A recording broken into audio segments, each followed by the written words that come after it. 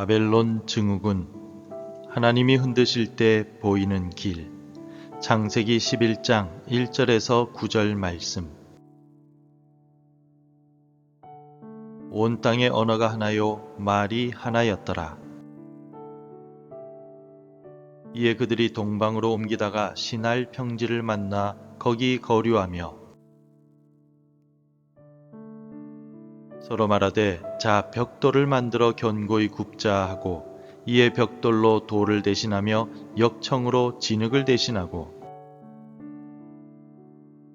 또 말하되, 자 성읍과 탑을 건설하여 그 탑 꼭대기를 하늘에 닿게 하여 우리 이름을 내고 온 지면에 흩어짐을 면하자 하였더니, 여호와께서 사람들이 건설하는 그 성읍과 탑을 보려고 내려오셨더라. 여호와께서 이르시되, 이 무리가 한 족속이요 언어도 하나이므로 이같이 시작하였으니 이후로는 그 하고자 하는 일을 막을 수 없으리로다. 자, 우리가 내려가서 거기서 그들의 언어를 혼잡하게 하여 그들이 서로 알아듣지 못하게 하자 하시고, 여호와께서 거기서 그들을 온 지면에 흩으셨으므로 그들이 그 도시를 건설하기를 그쳤더라. 그러므로 그 이름을 바벨이라 하니, 이는 여호와께서 거기서 온 땅의 언어를 혼잡하게 하셨음이니라. 여호와께서 거기서 그들을 온 지면에 흩으셨더라. 사랑하는 성도 여러분, 우리는 늘 최고의 선택지, 확실한 대안을 찾으며 살아갑니다. 특히 불확실성의 시대라는 오늘날, 청년들은 N4 세대라는 이름으로 불리며 미래에 대한 막연한 불안감에 잠을 못 이룹니다. 또 조금이라도 더 확실한 성벽을 쌓기 위해 스펙 경쟁에 뛰어듭니다. 아등바등 돈을 모으려 애쓰기도 합니다. 이러한 삶의 모습은 마치 오늘 본문에 등장하는 바벨탑을 쌓는 사람들과 닮아 있지 않습니까? 그들은 온 땅의 흩어짐을 면하고 자기들의 이름을 내자며 하늘에 닿는 탑을 쌓기 시작했습니다. 그들에게 있어서 바벨탑은 안정과 영광을 보장하는 유일한 대안처럼 보였습니다. 그러나 하나님은 그들의 탑을 무너뜨리시고 언어를 혼잡하게 하심으로써 그들을 흩어버리셨습니다. 오늘 우리는 이 바벨탑 이야기를 통해 우리가 의지하는 확실한 대안들이 흔들릴 때 비로소 보이는 참된 대안이 무엇인지를 함께 나누고자 합니다. 먼저 우리 함께 4절을 읽겠습니다. 또 말하되, 자 성읍과 탑을 건설하여 그 탑 꼭대기를 하늘에 닿게 하여 우리 이름을 내고 온 지면에 흩어짐을 면하자 하였더니, 세상의 모든 사람이 언어가 하나였을 때 그들은 동방에서 시날 평지에 이르러 우리가 벽돌을 만들어 견고히 굽자라고 말합니다. 그리고 그 벽돌로 성읍과 탑을 건설하고 그 탑 꼭대기를 하늘에 닿게 하여 우리 이름을 내고 온 지면에 흩어짐을 면하자라고 다짐합니다. 과연 이들의 마음에는 어떤 욕망이 있었을까요? 바로 흩어짐에 대한 두려움, 스스로 존재를 증명하려는 교만의 욕망입니다. 그들은 하나님이 온 땅에 흩어지라 라고 명령하셨음에도 불구하고 자신들의 힘으로 한데 모여서 견고한 공동체를 만들고 탑을 쌓아 영원한 안정과 영광을 얻으려 하였습니다. 그런데 오늘날 우리도 다르지 않습니다.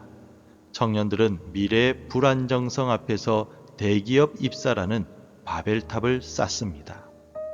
노후를 대비한다며 부동산과 주식이라는 바벨탑을 쌓습니다. 끊임없이 자격증을 따고 경쟁에서 이기려고 애쓰는 것은 결국 흩어짐을 면하고 실패하지 않고 안정된 삶을 살고자 하는 인간의 본능적인 몸부림입니다. 우리는 우리 스스로 만든 확실한 성벽 안에 갇혀 안전하다라며 착각하며 살아갑니다. 그러나 이 탑은 과연 우리를 영원히 지켜줄 수 있을까요? 인간의 바벨탑은 스스로의 힘으로 하나님처럼 되고자 하는 교만과 헛된 노력을 상징합니다. 예수 그리스도께서는 이러한 인간의 교만을 꺾고 스스로 낮아지심으로 우리를 구원하러 오셨습니다. 인간이 하늘에 닿으려고 애썼지만 실패한 반면에 우리 주 예수 그리스도께서는 하늘 보좌를 버리고 이 땅에 오셔서 우리의 무너진 삶의 유일한 구원의 통로가 되어 주셨습니다. 우리는 오늘 어떤 바벨탑을 쌓고 있습니까? 우리의 불안을 해소하고 안정감을 주기 위해 쌓는 스펙, 돈, 명예는 과연 영원한 대안이 될 수 있겠습니까? 그것들이 흔들릴 때 우리의 마음은 어떻게 되겠습니까? 우리의 노력과 수고가 아니라 오직 예수 그리스도만이 우리의 견고한 피난처이심을 기억하시기 바랍니다.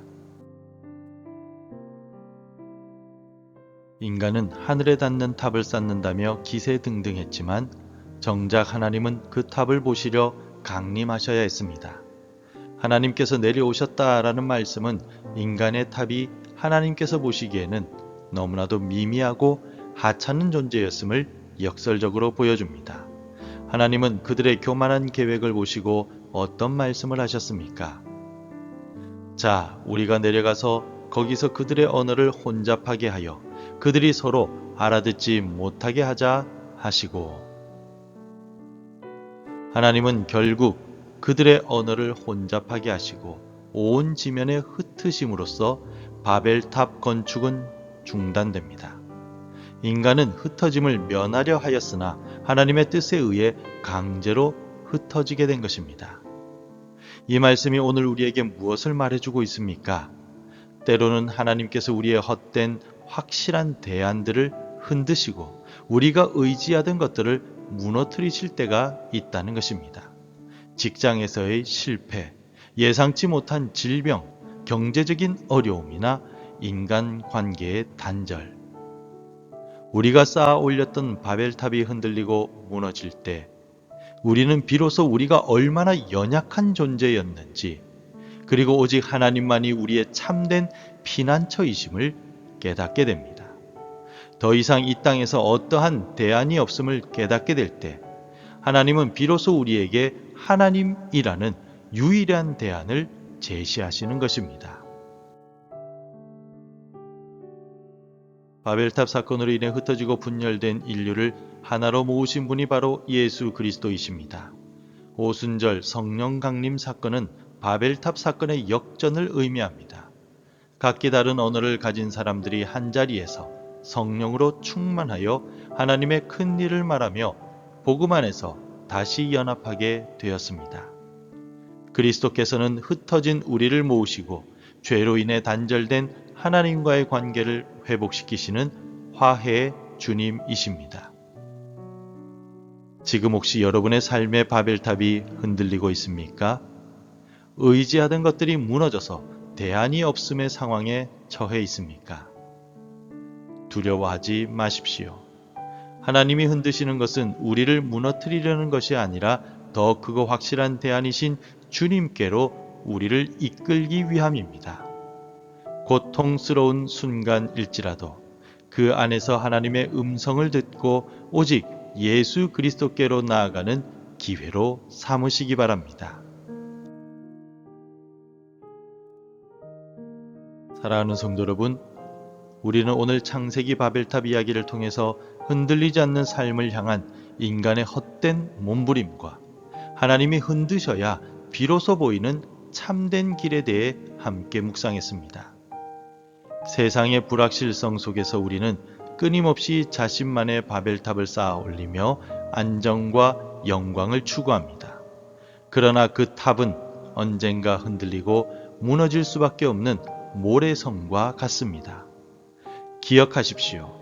우리가 의지하던 모든 대안이 사라지고 대안 없음이라는 절망적인 상황에 직면할 때 바로 그 순간이 하나님께서 여러분들의 유일한 대안을 제시하시는 기회가 됩니다.